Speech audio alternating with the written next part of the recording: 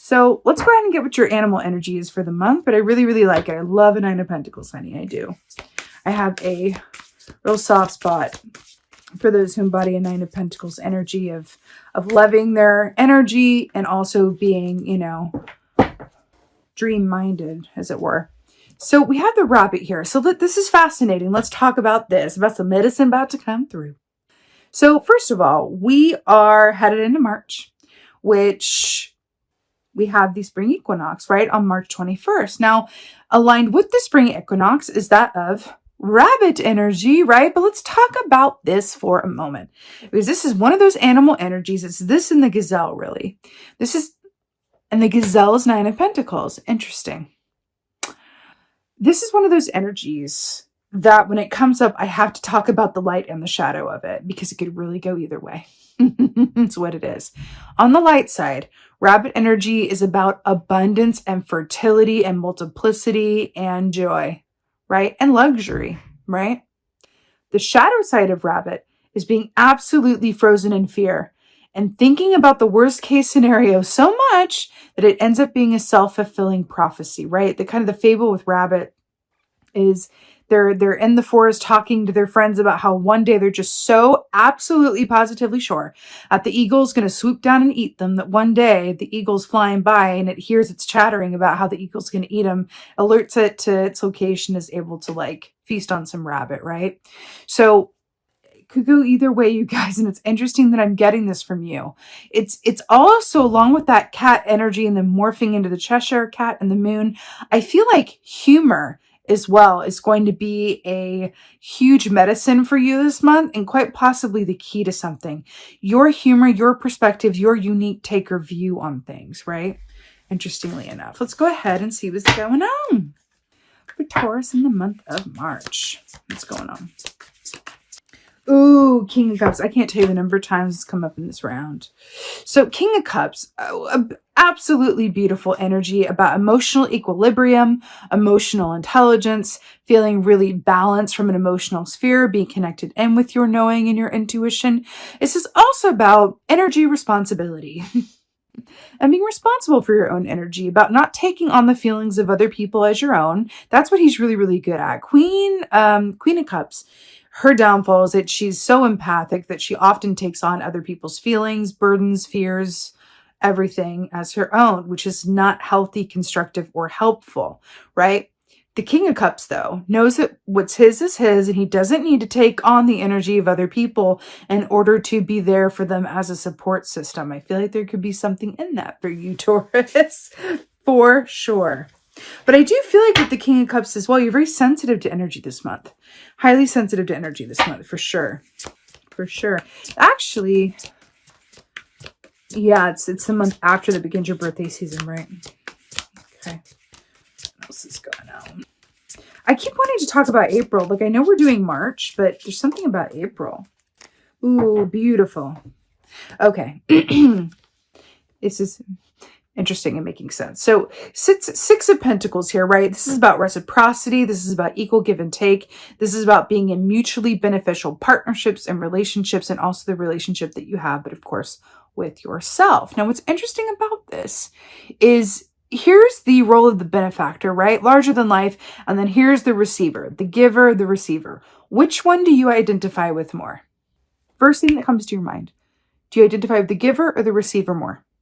Whichever one that you identify with, you're being asked this month to flip it.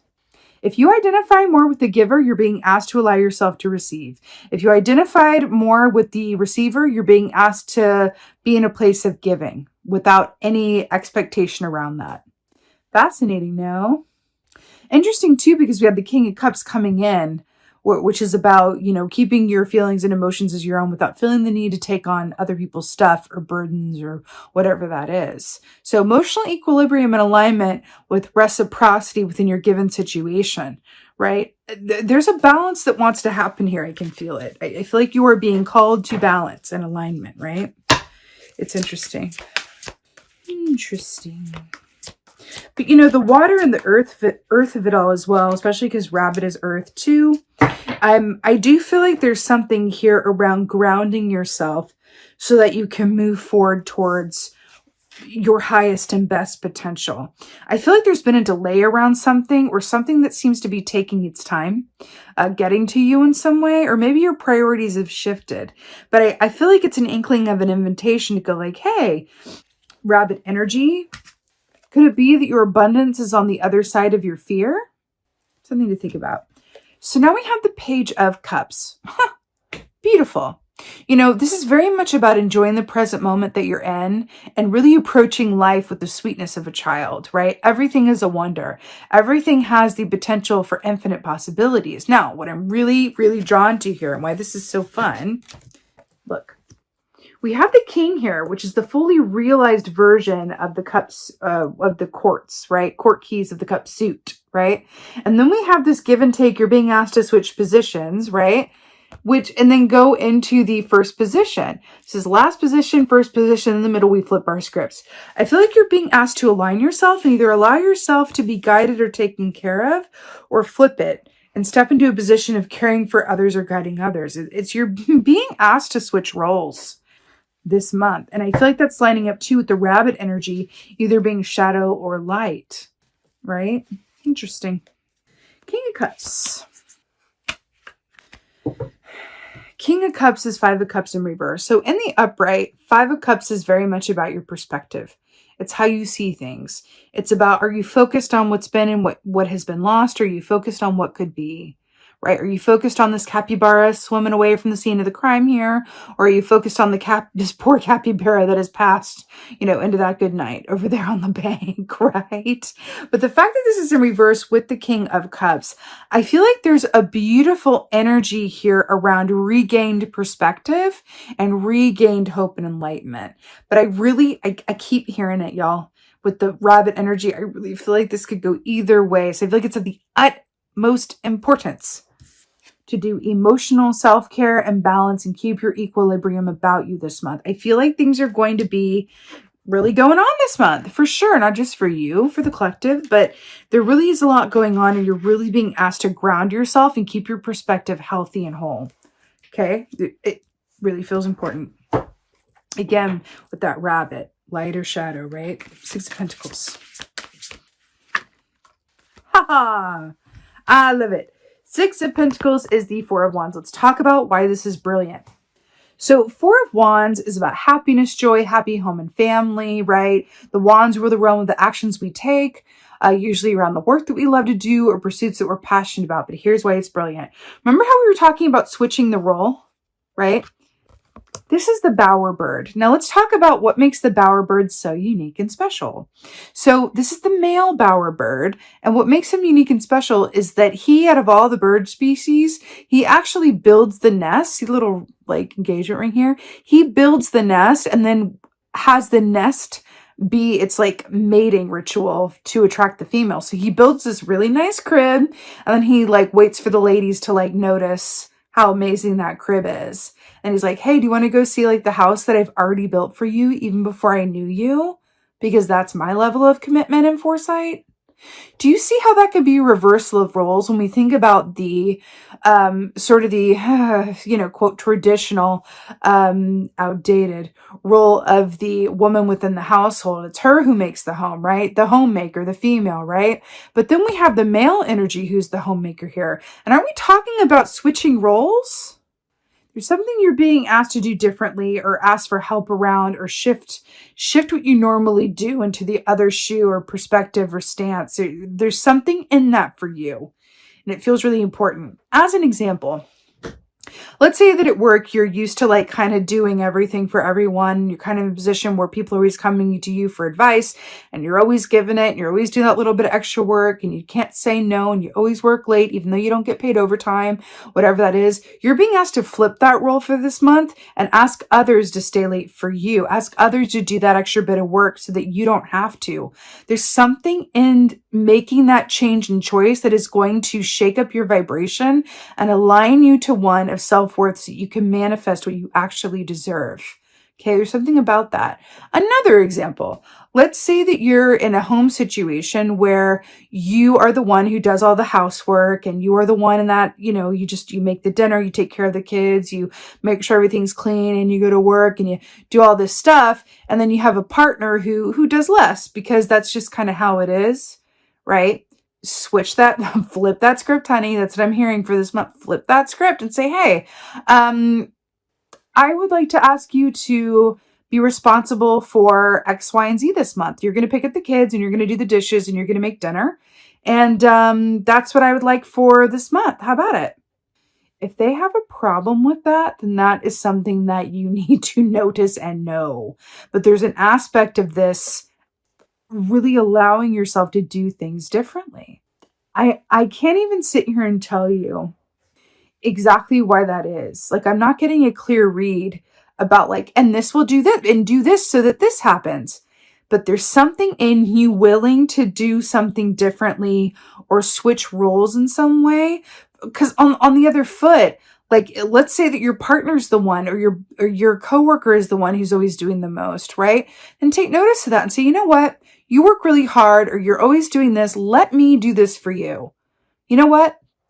Take Saturday off. You're always coming at, take Saturday off. I got this, right? There's something in switching it up in that way that is going to have some really beneficial results. But again, I cannot sit here and tell you exactly what those are. I don't think you're supposed to know. I think it's just about inviting you to engage with this energy from that perspective, right? There's something about it. It frees up, it clears the path for something. Page of Cups. Six of Swords. This is my favorite sword suit. Transition to calmer waters. Taking a chance and trusting wherever you're going to land is in your highest and best place. I do feel like inner peace, right? I do feel like with this, y'all, there's a very distinct energy around, are you willing to take a risk on yourself and what you really desire and dream of? Because there's an aspect coming forward of this Nine of Pentacles coming back around here, right? Because it feels like there wants to be an emphasis on you, what you desire, and what you're all about.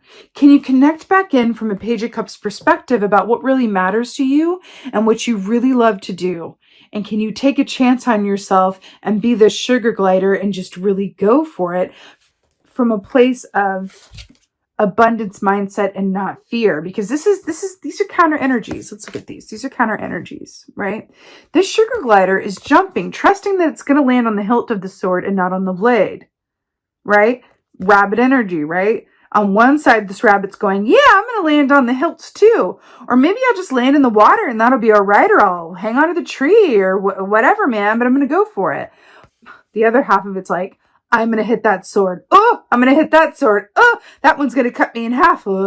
Right? So it's really about being mindful of how your thoughts are things and how they can really absolutely dictate your reality.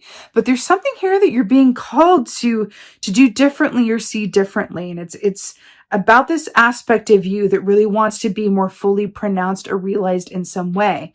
Maybe for some of you, this is about an idea that you have. Maybe it's a work context, maybe it's personal, maybe it's a passion pursuit, whatever it is.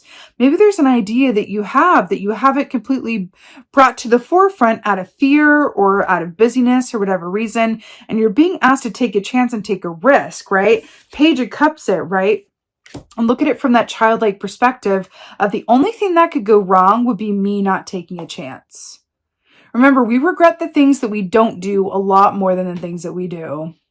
You know what I mean? And I feel like that's coming forward here for you. You're being asked to really step into your own independence, into your own power, and trust that you are able to manifest what you desire on the other side of any fear or self-perceived limitations. Now, the rabbit also coincides with a Nine of Swords energy from the Tarot, which speaks of, yes, nightmares and anxieties and things keeping you up, but it also speaks of dreamtime messages. So you could definitely be getting some very interesting, helpful, illuminating messages to you in your dream time. Always a good idea to keep a dream journal by your bed whenever we have like a Nine of Swords come up. If you can't remember the details of your dream when you wake up, I find this to be enormously helpful. I took a dream work workshop recently, and this is what I took away that was really amazing, was that even if you can't remember the details, just connecting to the feeling of the dream when you wake up. So if you wake up, you're trying to remember it, but you can't, it's like, it's a detail. It's gone. It's gone. It's gone. Well, don't worry about the details. How I feel. I feel hopeful. Oh, I feel hopeful. Yeah, I feel really hopeful. That dream felt like a message around, I'm hope. Oh yeah, that's what happened, right? So connect into the dream memory recall from a place of feeling and then write it down from there or meditate on it from there. But it feels very important. You have the potential to manifest some beautiful things on the other side of your fear. Okay. And I do feel like it's related to like a 9 of Pentacles enterprise situation, right? It's really beautiful. You absolutely got this, Taurus. Let's go ahead and get an oracle for y'all, shall we? I'm feeling like the Colette Baron read. Yes, let's do this. Oracle for Taurus. Y'all. The Desert Prince. Survival, false promises. I gotta tell you that this is directly lining up for me of both the reciprocity aspect of willing to change it up and do something differently or trust that someone else can handle what you handle. And the Rabbit with the light and the shadow and the fear. Survival, false promises. I want to also point out this like lion aspect here, this lioness aspect, right?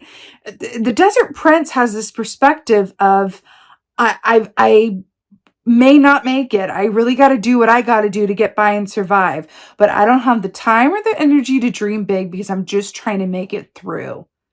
If that is the energy, that we can all be in that energy from time to time. Life is really intense. But if you find yourself in that energy, alert yourself to the reality that you can ask for help and you don't have to be. You can ask for help. You can ask for assistance. You can choose to go about doing things differently, right? So that you can switch up your reality and your experience, right? Remember, like attracts like, right? So if you're in a reality, if you're in a routine, if you're in an energy that you don't particularly love, it's your responsibility to get clear about how you may be making some fear-based choices or just kind of getting by to get along or whatever it is, and how to get clear on why that is, what the inner driver behind it is, and to allow yourself to break through that glass ceiling of fear, right? To the other side of like true potential and newness, right? Are you seeing the water or are you seeing like the dry desert, right? He's like, I'm trying to survive. There's all this body of water like behind him if he just turned around and like asked for a goblet. Or, just used his hands, whatever. This has a lot to do with your perspective and how you see things this month. You got 5 of Cups, right? Yeah. This has a lot to do with your perspective and how you see things this month. You have the potential to manifest some really beautiful things that feel akin to a 9 of Pentacles energy. But you're being asked to realign your perspective and ask for help and allow yourself to be helped, or flip it. Help others. Give of yourself to others if others are pulling extra weight, and that is going to align you to something that is really beautiful as well, that you wouldn't if you just kept doing things in the way that you're doing it within the status quo or getting by to get by, right? But again, Desert Prince doesn't see the water. Align your perspective from a place of health and abundance and gratitude. Gratitude is the key. It's always the key. Remember what I always say, Queen of Pentacles for life. The more we are grateful for what we already have, the more we manifest to be grateful for.